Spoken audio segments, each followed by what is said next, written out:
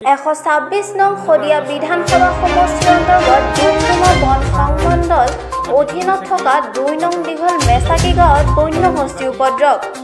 ঢলা থানাৰ অন্তৰ্গত 2 নং দীঘল মেচাকি গাঁৱৰ নিবাসী বিউটি বুঢ়াগোহাঁই ঘৰ যোৱা ৰাতি 12 বজাত বন্যহস্তী ঘৰ ভঙাৰ লগতে বহুতো ঘৰৰ আচবাব অনিষ্ট কৰে আৰু অকলশৰীয়াকৈ থকা মহিলাগৰাকীলৈ বন্যহস্তীটোৱে চুচা লোৱাত প্ৰথমতে প্ৰাণ ৰক্ষা পৰে বুলি নিজৰ জনায়, যিহেতু কৰ্মৰ সূত্ৰে অৰুণাচলত থাকে।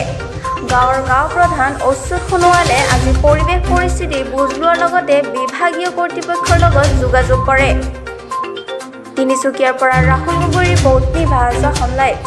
ডুমডুমা ৰাজচকৰ অন্তৰ্গত দীঘল মেচাকি লাটৰ 2 নং দীঘল মেচাকি গাঁৱৰ বৰ্তমান যোৱা নিশা যিটো ঘটনা ঘটি গৈছে যে বিউটি বুঢ়াগোহাঁই নামৰ এই মাতৃগৰাকী বা এই ভণ্টিগৰাকী ঘৰটো যি এটা উপদ্ৰৱ কৰি বন্যহস্তী বিভিন্ন ক্ষয়ক্ষতি হৈছে আৰু এই ক্ষয়ক্ষতিখিনি তেখেতসকলৰ একেবাৰে দৰিদ্ৰ সীমাৰেখাৰ তলত বাস কৰা যে এগৰাকী মহিলা, যিহেতুকে আমাৰ প্ৰশাসনিক পিনৰ পৰাও যিখিনি ব্যৱস্থা আছে সেই ব্যৱস্থাখিনি যাতে উপলব্ধ হয়, সঠিকভাৱে ৰূপায়ণ হয় তাৰ প্ৰতি মই আহ্বান জনাইছোঁ।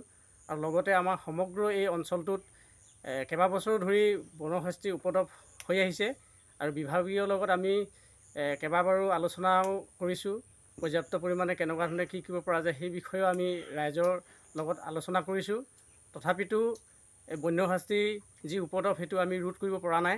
সেইহেতুকে আমি ৰাইজক এটাই আহ্বান, যাতে সকলোৱে সজাগ সচেতনতাৰে ৰাইজৰ আৰু নিজৰ লগতে সকলোৱে সুৰক্ষিত হৈ থাকিবৰ বাবে এটা দৃঢ় সংকল্প লৈ যাতে সুৰক্ষিতভাৱে সুস্থভাৱে এখন সমাজ গঢ়িবৰ কাৰণে বা আমি বন্যহস্তীৰ লগত আমিতো যুদ্ধ কৰিব বা কিবা এটা কৰিব নোৱাৰোঁ, যিহেতুকে যাতে আমি সচেতন হৈ নিজকে সজাগ হৈ থকাটোৱে মোৰ পিনৰ পৰা আহ্বান জনাইছোঁ ৰাইজক।